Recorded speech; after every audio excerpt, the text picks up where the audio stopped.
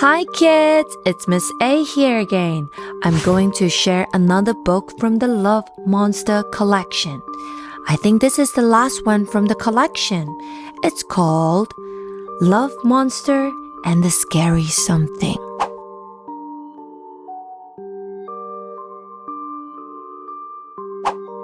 It was way past bedtime o'clock in Cutesville, and everyone was fast asleep.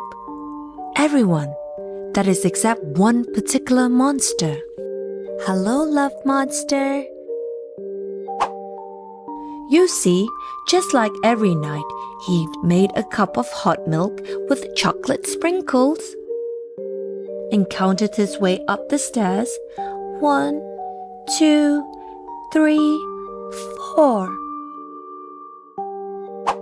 As usual, he read 15 and a half bedtime stories, closed his eyes and snuggled in tight with Teddy. But that night, the harder he tried to nod off, the awaker he was, and the later and darker and spookier it got. So Love Monster lay and listened to the sounds of the shadowy night. Tick tock, tick tock, tick tock, tick tock. That was the clock. Shh. That was the song of the wind in the leaves.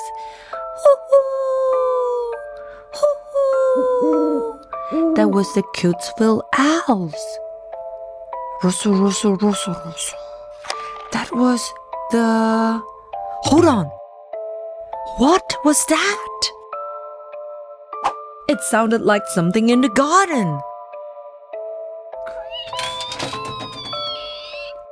Now it sounded like something downstairs. Bang!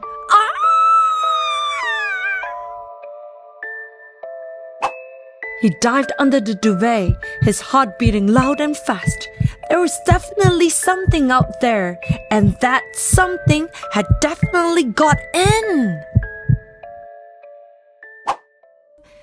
Pittery-pat, pittery-pat, pittery-pat. Ooh! It sounded like the something had terrible, twistily toenails. Bump, bumpety, scuffy, shuffle, bump. Oh no! It sounded like the something with terrible, twistily toenails was coming up the stairs. Crunch, crunch, crunchety crunch. It sounded like the something with terrible, twistily toenails had great big teeth, and it sounded hungry. Suddenly, Love Monster could bear it no longer. Somehow, hiding from the something outside got harder than finding something brave inside. So he flung back the covers, flicked on the torch, and...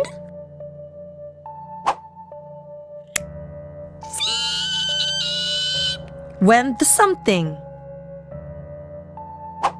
And it's turned out, Love Monster hadn't been the only one who couldn't sleep that night. And he wasn't the only one who didn't want to be alone.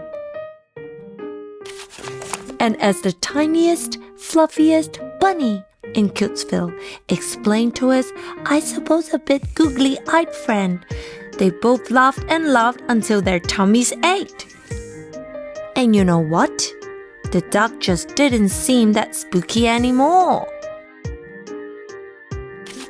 You see, sometimes it's only when you're brave enough to face what you're afraid of that you find out there was nothing to be scared of after all.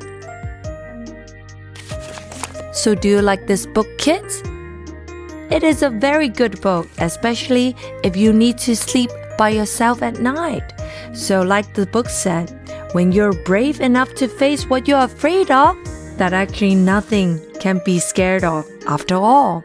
So don't be scared, and I hope you all love this book. You can read this as a bedtime story with your mom. Alright, goodbye kids, and that's it for today. Goodbye!